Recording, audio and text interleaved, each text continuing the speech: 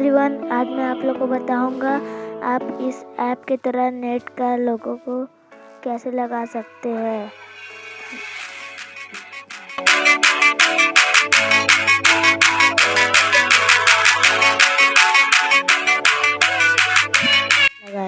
उसके लिए आपको इस पर क्लिक करना है, अपने स्क्रीन पर होल्ड करना है, फिर इस तरह का आएगा।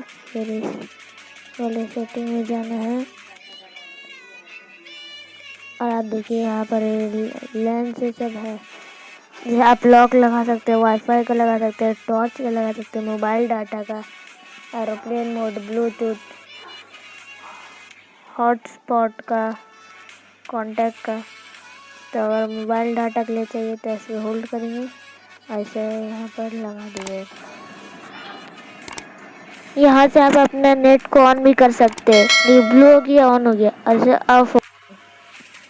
तो हमारा आज के लिए इतना ही वीडियो था।